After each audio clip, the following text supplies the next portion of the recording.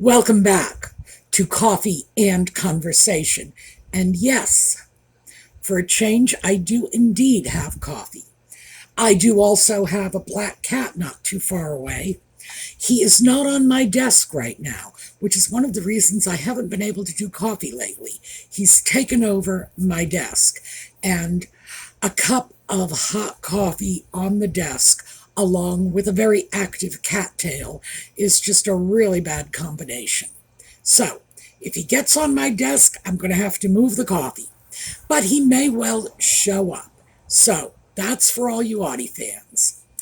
Yellow again for Catherine, for Lex's mom, for everybody battling cancer. We are throwing good wishes your way, and we all hope that you have the very best possible outcome. I have a new bit of yellow because we are coming into fall. So my summer things, which is where most of the yellow is in my wardrobe, and by the way, that is not just me. Yellow has traditionally been a very summery color for most of us, and the clothing manufacturers think so. So it's hard to find sunny yellow winter clothing. But what I did was I went out and got some ear cuffs with yellow in them. It's a tiny bit of yellow. They have little gemstones, and they're in a variety of colors. But the two gemstones closest to my ear are, in fact, yellow. So, as long as I remember to put my ear cuffs on, I will be all set, and we will continue through the winter with our yellow. So, I have something unusual that I want to talk about today, but I want to talk about it because I think it should be talked about. So, when we come back.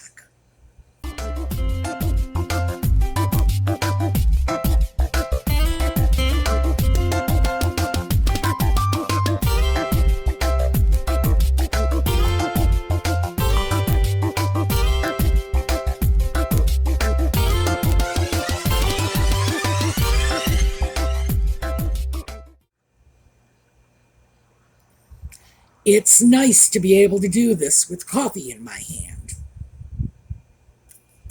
I want to talk about Jo Rowling, who is being sued by Imane Khalif. That is the person, which is about all I can say, the person who won a gold medal in the Olympics in boxing after beating a much smaller woman pretty badly. Now, what's going on is Khalif is suing Jo Rowling and Elon Musk. Elon Musk, I believe, is being sued simply because he owns X, formerly known as Twitter, and Rowling is being sued because she has raised concerns about the biological sex of Imane Khalif. So, full disclosure, for those of you, and there may be two of you out there who are not aware of this, I am a huge Jo Rowling fan. If you don't believe me, check out the bookcase behind me, because you will not only see the entire Harry Potter collection there, but you will also see the entire Cormoran Strike series that she wrote under the name Robert Galbraith. And I think there is even a copy of Casual Vacancy in there, another book that she wrote, but I hate it. It just reminds me way too much of Middlemarch, and I do not like Middlemarch. I know that's supposed to be the finest novel in the English language, but I don't like it. There you go. So, all my dirty little secrets are out there. Yes, I am a big Jo Rowling fan. But that said, this is about her work as an author. I do not know the woman personally, and I do not know her political convictions on any particular issue. I don't believe that the opinions that she is expressing about sex and gender are inherently political, at least not for her. I believe they are politicized by society. More full disclosure here, I am not particularly political. I do not have strong political convictions on almost any issue. And now, at this point in my life, 5 days from my 70th birthday, even if I did have strong political views, I no longer feel it is my world, that this is my forum in which to express it. My world was back in the 60s when I was a young person looking forward to spending my lifetime in this world, wanting to change it, wanting to make it a better place, as we all did. It was the 60s, remember? And boy, you pumped enough drugs into us and we really wanted to change the world. Well, those days are long gone. Now I believe it's up to younger people to form the world in the image they want to see it. As they grow up, as they take their places in society, they are coming on the stage as I am walking off. And I understand that. But I do have to say, there are some things, and I don't consider these things to be political, but there are some things I do feel very strongly about. And free speech is one of them. I do believe that as long as one is speaking one's opinions without an intent to harm anyone else, that is something that should be protected. I believe in slander and libel laws, absolutely. I do not think that free speech includes the right to lie about someone. I certainly don't believe it includes the right to scream fire in a crowded theater, etc.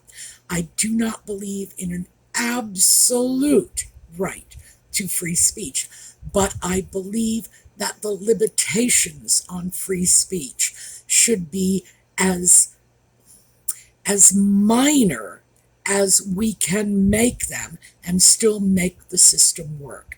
In other words, I think if we're confused about what is a reasonable restraint on free speech, if there are confusions about that, we should always err on the side of more free speech, because more information is always better. So, when we look at what's going on, when I look at what's going on, and I have been following this right along. Why? Because, hey, it's that bookcase full of J.K. Rowling books. When I look at this situation, having followed it, I do not see transphobia coming out of Rowling's mouth. What I see coming from her is support of women. And the problem is, if some people are determined to look at support of women as inherently transphobic, then we have a serious problem there. Because standing up for the rights of women should not necessarily mean that you are somehow negating the experience of trans people or whatever. Having said that, transgender issues that's not a hill I'll die on, unlike free speech. It's not my cause, and it's something that has arisen very late in my lifetime. Far too late for me to change a lifetime of thinking about this, and far too late for me to be willing to check my brain at the door simply because some positions are deemed politically incorrect. So, when Rowling says that when people are unable to call women women, and because of fear of some confusion with transgender people, they are dismissing her life experience as a woman. I know exactly what she means, because as a woman, feminism, along with, no war in Vietnam and sex, drugs, and rock and roll, just to be perfectly honest, those were among my major crusades back in the 60s. I wanted equal rights, equal opportunity for women. And I totally understand where someone like Jo Rowling is coming from, especially when you consider her life experience. And I'm going to throw a couple of things out about her life experience that I think a lot of people are not aware of that might, in fact, color their opinions. One, her name is Joanne Rowling. That was, her birth name, no middle initial. Yet when she published the Harry Potter books, she did not publish them as Joanne Rowling. She published them as J.K. Rowling, two initials. One was hers, the other was Catherine, her grandmother. That's where it came from. And even though she never came right out and said, it is because a man has a better chance of being published than a woman. Oh, that was there. She did say she thought a book that was primarily focused about a little boy might not be accepted if people thought that book was written by a woman. And I imagine much of that is true about the Cormoran Strike series. That is a series of books about a disabled veteran of the Afghan War. And perhaps the reason she wrote that under Robert Galbraith was because she felt that a book about a disabled male war veteran would not be taken as seriously if written by a woman. Now, the reason she used a pseudonym in the first place was she did not want to trade on her fame from the Harry Potter series. She just wanted to see if her adult fiction could be accepted on its own merits. And get your nose out of my coffee cup right now. Go. Nose out of my coffee cup. Yes, I was afraid this was going to happen. Audie is definitely looking for a lick of coffee. I don't know what to say. So that's one thing that certainly when she writes man's name and then a name that could not specifically be identified as female. Also, in her first marriage, which was brief, she was a victim of domestic abuse. Her first husband was controlling and extremely emotionally abusive, and he hit her. Now, someone in a situation like that, coming from that background, is obviously going to be looking at any situation that puts women at unreasonable risk with a jaundiced eye. So I think we have to remember that Rowling, who by the way is 59, she is not my age, but close to it. At least at this point, I can say I understand the social forces that were at play when she grew up. She had an advantage I did not have. As she was coming into adulthood, Margaret Thatcher was prime minister, and we have not had a female president in my country, so what can I say? Gave her a little bit of an edge. Nevertheless, I think we cannot separate her from her life experience, and I think we cannot separate her need to feel that women are safe in society and to look at all of this just muddied landscape and say, wait a minute, what happened to women. This all started when she made a tweet about some comment that was made in the media about people who menstruate instead of women. So in other words, they were talking about women as people who menstruate instead of simply using the word woman. And she made a tweet shooting back at that, saying, don't we have a word for that already? And she has continued. Now, my own feeling is that I don't care what people want to call themselves. That's their business. It has nothing whatsoever to do with me. You can call, well, we talked about this with my pronouns. You can call yourself Mahatma. You can call yourself Cincinnati. You can call yourself Glory Cat. What do I care?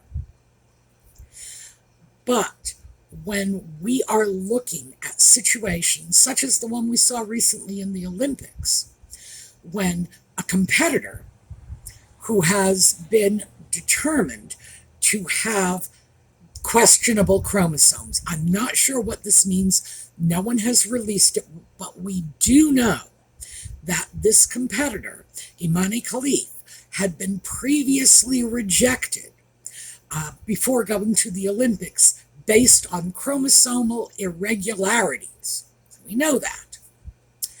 And we see someone like that beating the crap out of a much smaller woman. I've never been in a situation of domestic violence as Rowling has, so I can't speak to that.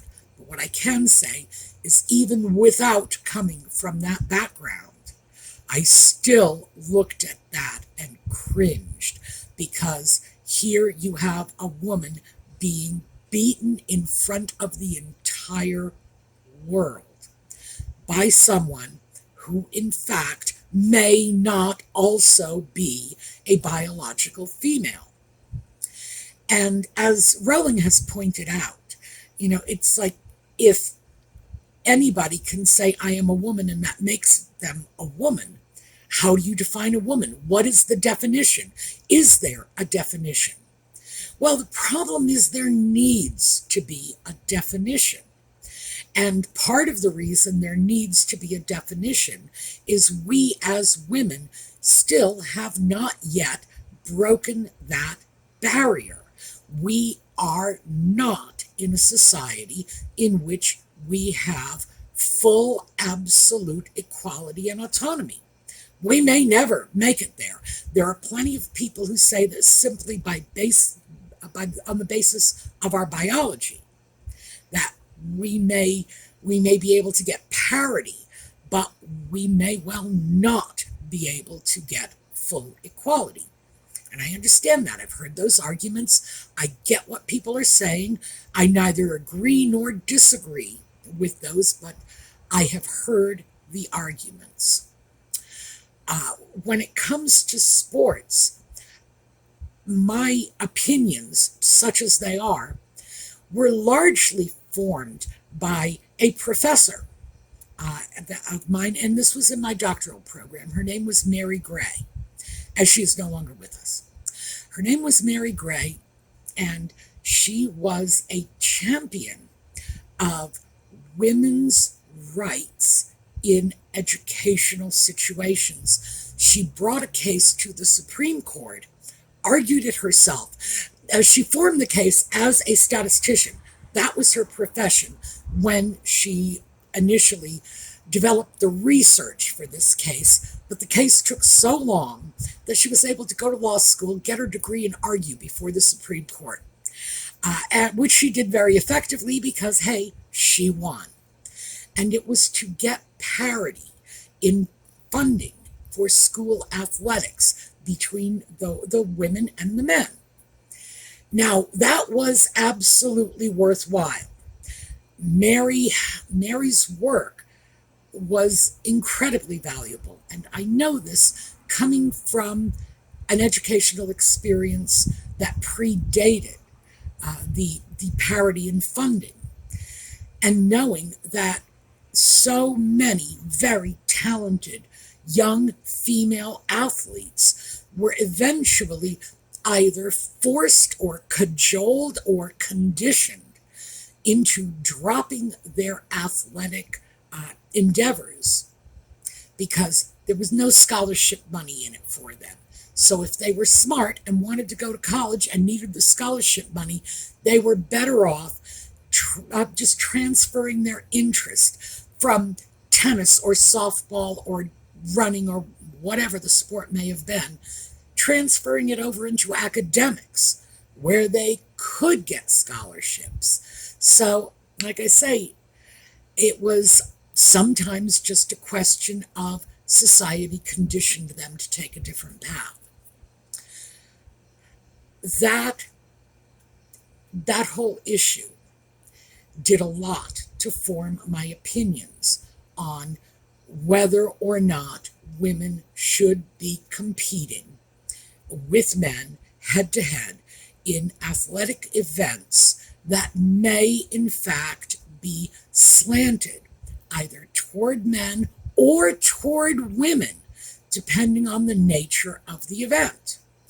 So, yeah, it does trouble me that someone who is biologically female would be forced to compete with someone who is biologically male. In that sense, I don't see this as an issue of how they want to self-identify. I see it as it just comes right down to the science of the matter. You know, are you XX? Are you XY? It's that simple. Because, in fact, men have a significant biological advantage in many fields. Not all. There are some in which women have an edge.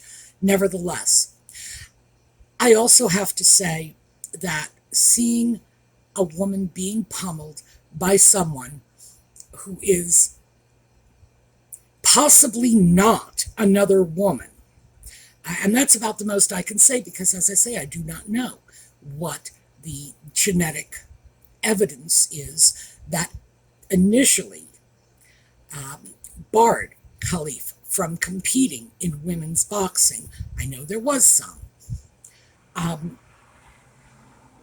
Years ago, those of you my age will absolutely remember this because I am just going to say this to you right now. Soviet women's shot put team, you know what I'm talking about. In the Olympics, the Soviets had brought in athletes who tested out as male, and they were competing in female sports.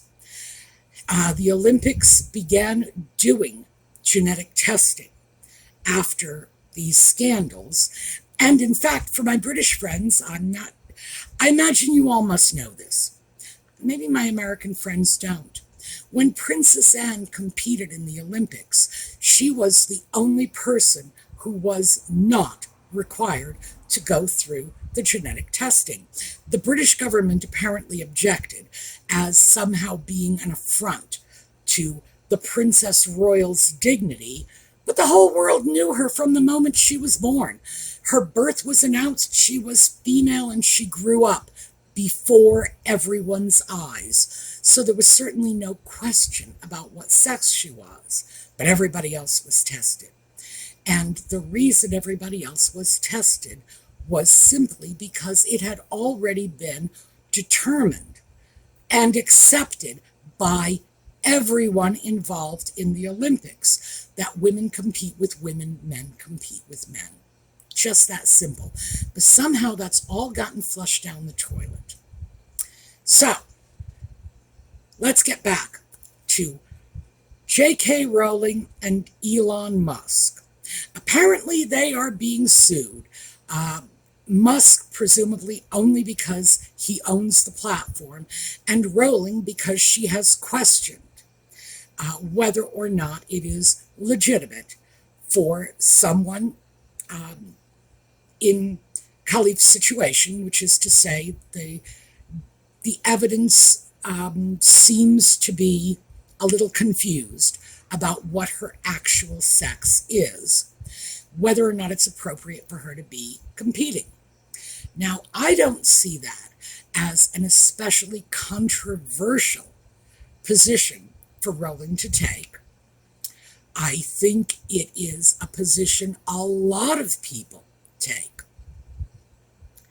There are many of us who just look at this and say, I'm not 100% sure this is okay.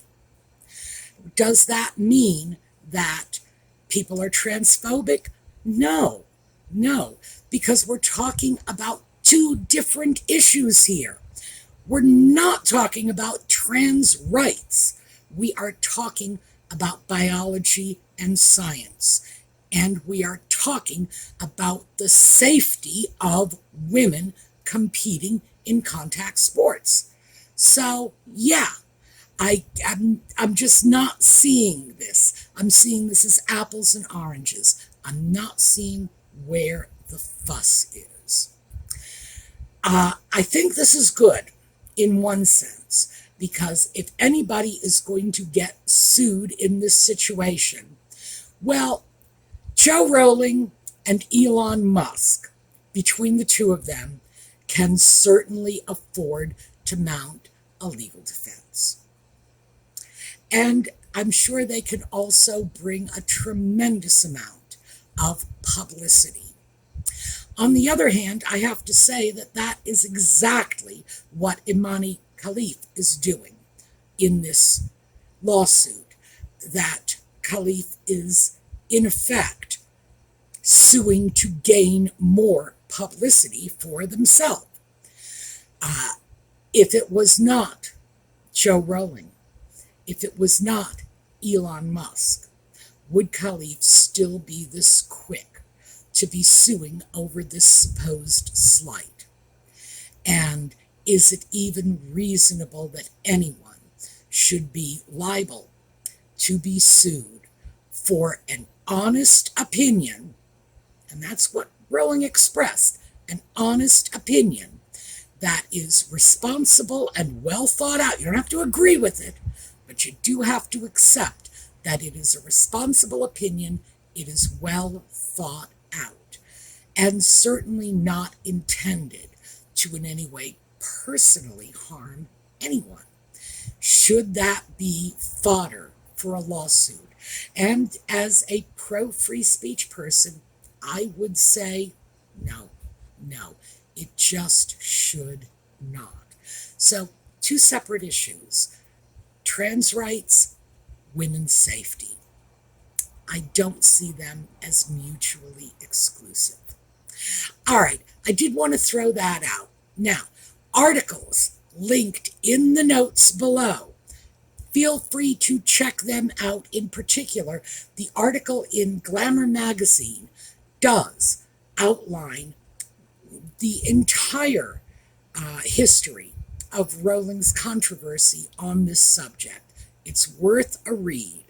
So, just throwing that out. Food for thought. All right, we are going to take a look at a slideshow on the way out. Audie did not make an official appearance on the video, although he certainly did threaten my cup of coffee, making me think maybe having my coffee with our conversation is not such a good idea until eventually he decides to vacate my desk, and who knows when that's going to be. Slideshow on the way out. I hope to see you next time. Have a terrific day.